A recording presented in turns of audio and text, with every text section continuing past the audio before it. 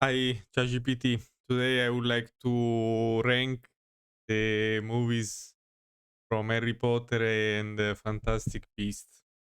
Are you ready? So you can give F, D, C, B, A, or S as scores. Okay. Absolutely. I'm ready to jump into the wizarding world and give out some grades. We can totally go through each movie and rank them however you like. Just name the film, and we'll hand out some grades Hogwarts style. Okay. So if I say 2001, tell me the movie, your score, and why. Sure. So 2001 is the year Harry Potter and the Sorcerer's Stone, or Philosopher's Stone, depending on where you're from, came out. For that one, I'd probably give it a solid A. And the reason, it's the one that got everyone into the magical world for the first time. It captures all the charm, the wonder, and it kind of sets the stage for everything else. So yeah, that one gets a nice strong A from me. What respect to the book? Do you think it's good? Yeah, I'd say in terms of sticking to the book, that first Harry Potter movie is actually one of the most faithful adaptations. They really kept the storyline and a lot of the charm pretty close to what was on the page. Of course, they had to leave a few things out here and there, but overall, I'd say they did a good job. So definitely deserves that A, even when you compare it to the book. What do you think is the main weakness back to the book? I think if you had to pick a weakness, it's probably just that they had to simplify a few things and not dive quite as deeply into some of the little side characters or the smaller bits of magic that the book explores. So it's really just the nature of adapting a big book into a couple-hour movie. You lose a little bit of that extra depth, but overall, they did a great job, and that's probably the main thing that got trimmed down a little. Okay, okay, very good. Now let's move to the second movie, Harry Potter and the Chamber of Secrets. Tell me your score, some funny stories about this movie, the relationship with the book. All right. So, Chamber of Secrets, the second one, I'd probably give that one a solid B. Still really fun. And they definitely expand on the world. I mean, you've got the flying car, you've got the giant spiders, you've got the basilisk, all that good stuff. And it's still got a lot of that whimsy. As for something kind of free, well, you've got Kenneth Branagh as Gilderoy Lockhart, who is just totally hamming it up and playing this hilarious, egotistical character. So that adds a nice dose of humor to it. And in terms of how it relates to the book, it's still pretty close, but they start to cut a little bit more here and there just because the story's getting a bit bigger. But overall, yeah, I'd say B, and it's pretty good time. Who is the favorite actor and character in this? Picking a favorite from Chamber of Secrets is always a fun little challenge. I think a lot of people really love Kenneth Branagh as Gilderoy Lockhart just because he's so over the top. He's got this kind of goofy charm and he's just a blast to watch.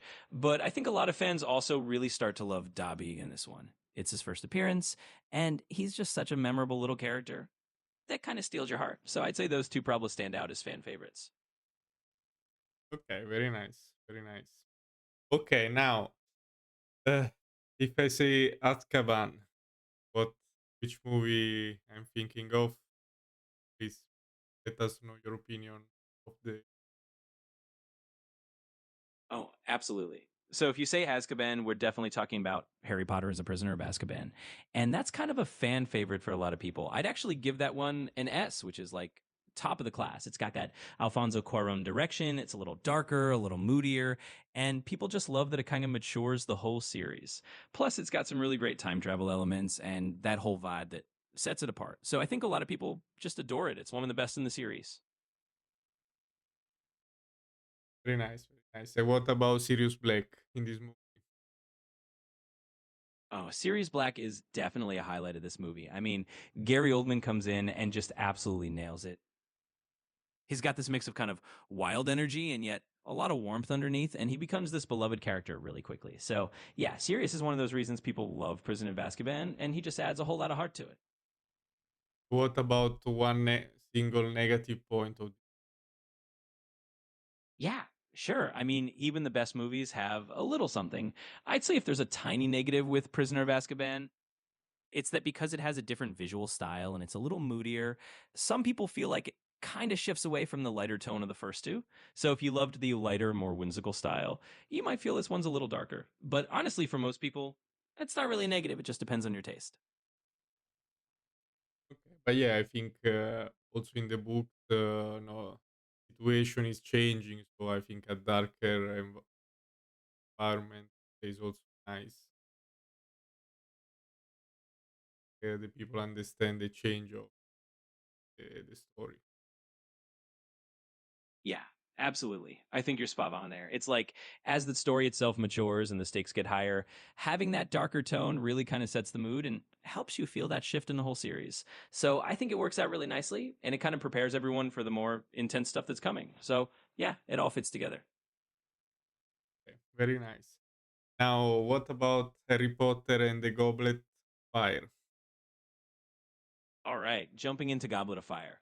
So for that one, I'd probably give it a B. It's a really fun movie, and it's got the whole Triwizard tournament, which is super exciting. You know, dragons, underwater challenges, all that big magical spectacle.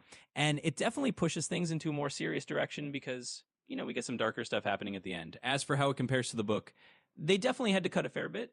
And the book is pretty long, so they had to streamline a lot of things, but it's still a really good ride. So, yeah, a B for me, and it's definitely one of the more exciting and flashy ones. Very nice. And what are the main missing parts back to the book? Yeah, so I think one of the biggest things that got trimmed in Goblet of Fire is just a lot of the side character details and some of the subplots. You know, things like Hermione's whole SPW storyline, a lot of the house elf stuff, some of the smaller character moments that happen in Hogwarts, and the Quidditch World Cup gets kind of shortened down a bit. So all those little extra things that made the book feel really rich, they kind of had to streamline to keep the movie at a manageable length. But, you know, it's just the nature of adapting a big book. Okay, very nice. And now the longest book, but the shortest movie. Which one it is? And let us know.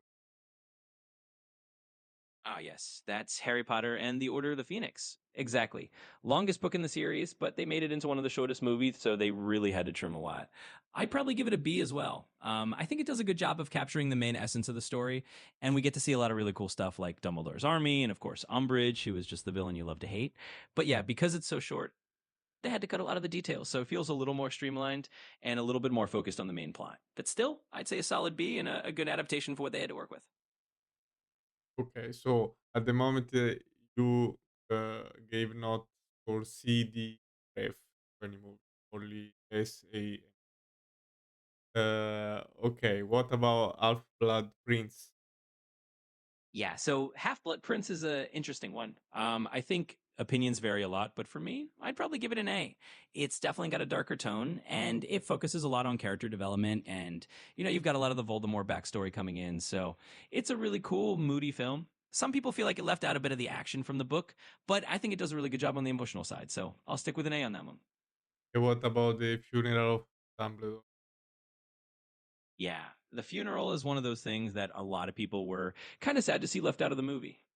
In the book, it's a really big emotional moment and it kind of wraps up that chapter really poignantly. And in the movie, they sort of gloss over that. They do have a touching scene, but it's not the same kind of big farewell that you get in the book. So, yeah, that's one of those things that if you're a big fan, you kind of miss it, but the movie still works pretty well.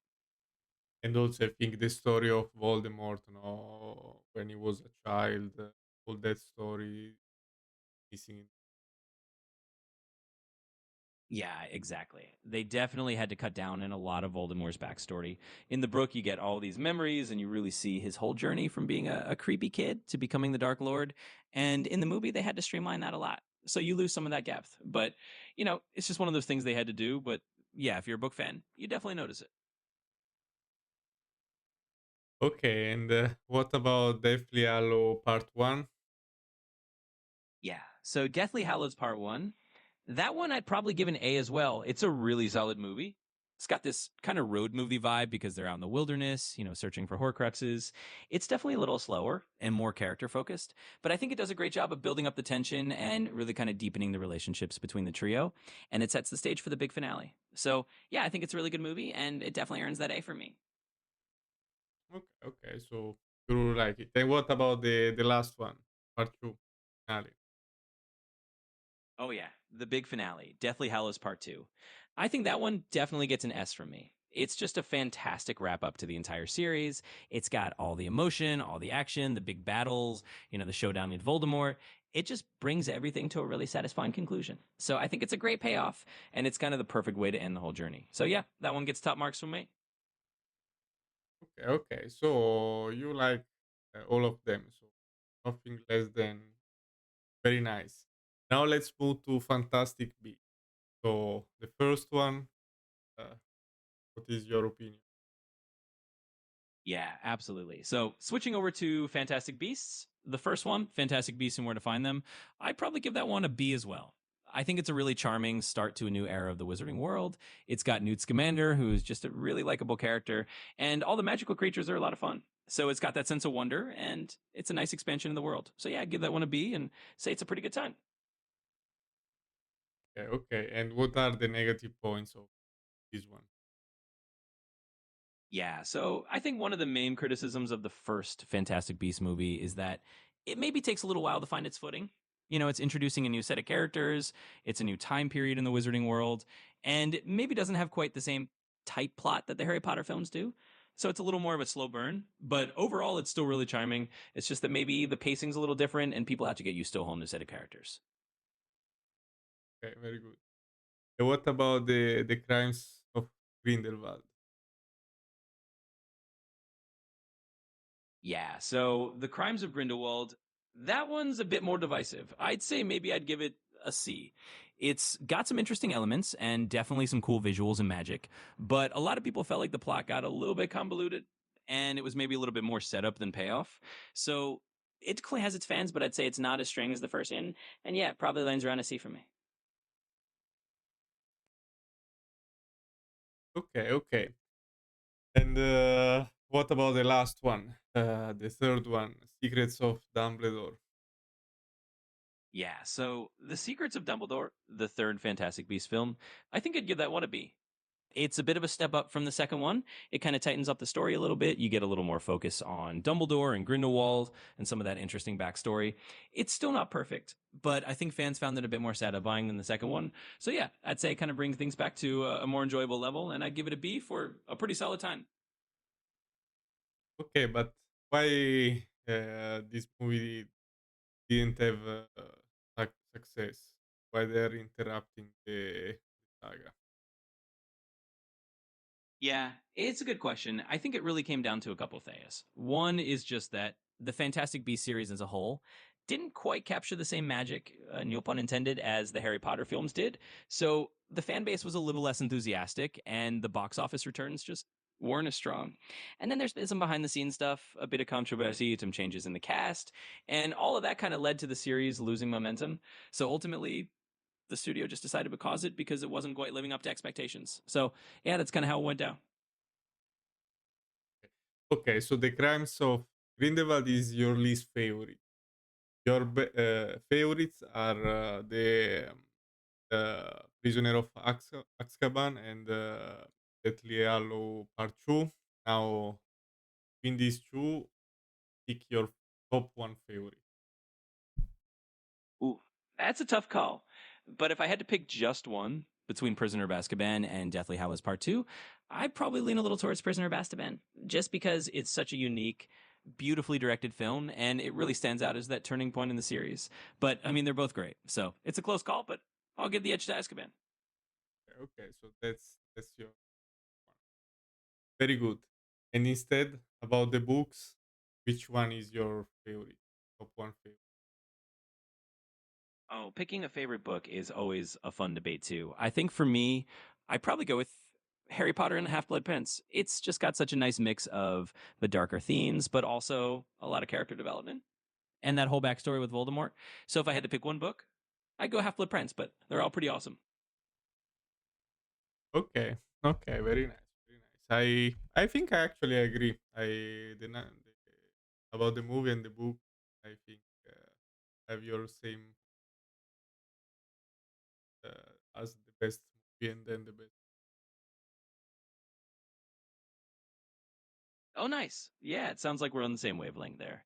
It's always fun when opinions line up, and honestly, you can't really go wrong with any of them, but it's cool that we share that same top choice. So, yeah, good taste all around. Thank you so much. So I wish you a great day and see you next time. You're very welcome. I'm glad we got to chat about all the Wizarding stuff. Have a fantastic day, and I'll see you next time.